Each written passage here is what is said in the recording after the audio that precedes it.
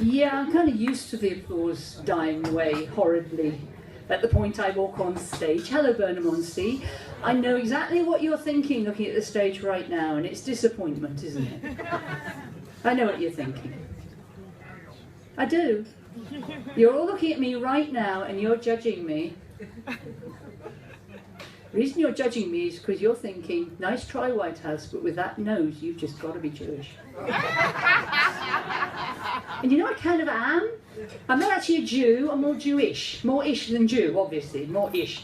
I was married to a Jewish guy for 8 years. They were happy years, it didn't last. Possibly becoming a vicar in the middle of it didn't help. But that wasn't the actual problem. The problem was the laws. Do you know that Orthodox Jews have to obey 613 laws from the Bible? 613. You probably know some of them. You can't eat pork, right? You know that? Anybody else know any of the others? Shellfish. Circumcision. What? Fortunately didn't apply to me. However, there's can't eat pork, can't eat shellfish, can't have a tattoo. Did you know that one? Can't damage your body, can't have a tattoo. But the one you really won't know about is that Orthodox Jews cannot touch their wife for up to 2 weeks in a month. Literally cannot touch her. It's all to do with the ritual impurity laws. If you've just cut your finger, you have to go and have a ritual bath in case it's infected. It's all desert stuff. Anyway, the law about not touching your wife means you can't sleep with her for 2 weeks, for the time of her period and 7 days afterwards. You can't sleep in the same bed. You can't sit on a chair that she has sat on. You can't hold her hand, let alone kiss her. You can, however, eat what she cooks for your dinner, so that's all right. However, it didn't work out because I was very young when I married my Jewish husband, and when you're young, you've got desires, you've got needs, you know, you're kind of hot to trot. And I couldn't hack it, really, I couldn't hack it at all, and I'm not proud of myself, but I was unfaithful. In fact, I was serially unfaithful. And there's only so many times a guy can come home and find his wife in bed with a bacon sandwich. But I am a real vicar, surprisingly enough. I'm also from Devon, like Richard James. I'm the vicar of St Gabriel's in South Seal in Devon, right on Dartmoor. And I believe there's somebody else who's a vicar in the audience. There she is.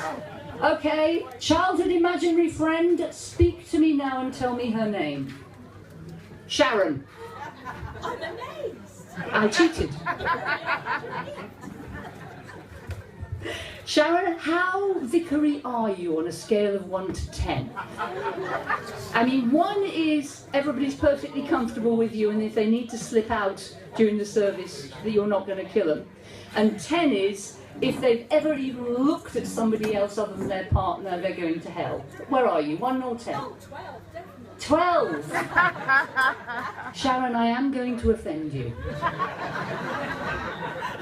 I will apologise now. Oh good, I'm glad. So, first question is, why on earth would a vicar want to do stand-up? It's kind of nice to talk to more than 4 people on a weekend.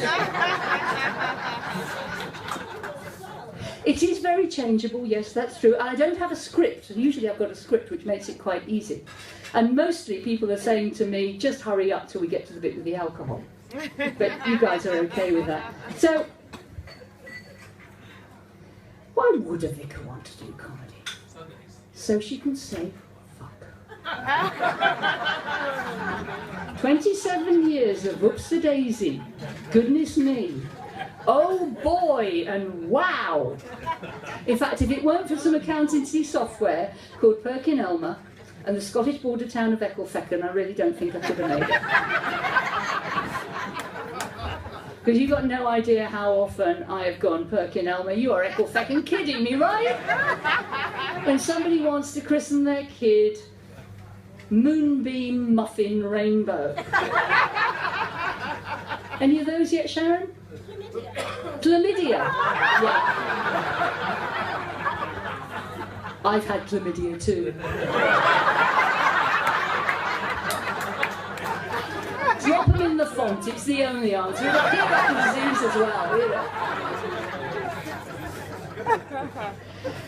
Okay, well, I'm not from round here. I'm not from Devon. Again, just like Richard, you can tell from the accent, I'm actually from Birmingham. Yay! Promise? Lovely. So, I've had to clear the accent, except for funerals. And that is the thing. That is the thing about funerals. I like funerals because I'm an independent minister, which means I'm a freelance, which means when I do a funeral, I get paid. Which is why I'm a really rubbish MC for any comedy gig. Nobody ever asked me to be the link between the comedy gig, because the link, like Richard James earlier, is really nice. They say, hello, how are you? Are you having a good time? And frankly, I don't care. Because at £100 a time, you're more used to me dead.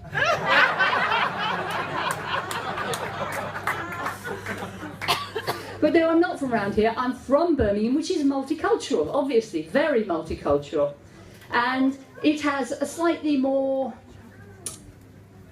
open attitude to a certain amount of things, which we will be coming back to in a minute, because I do want to just reassure you. Because despite the fact Sharon being here in a 12 and I'm only a 3, you might be a little bit worried. I was going to reassure you that there wasn't going to be a collection, but there is.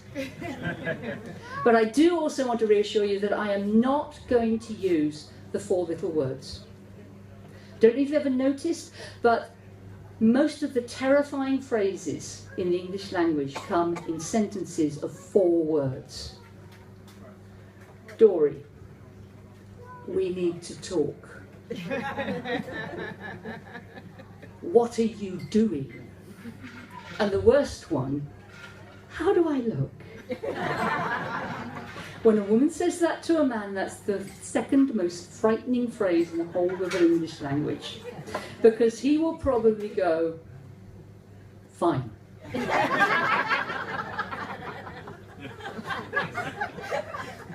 And I'm going to save a couple of marriages here today, because my husband did that and I objected. So he went and looked up the word fine in the dictionary. And I can tell you now, the word fine by Webster's dictionary means clever, pretty, lovely, stunning, wise, capable, and thin. Yes!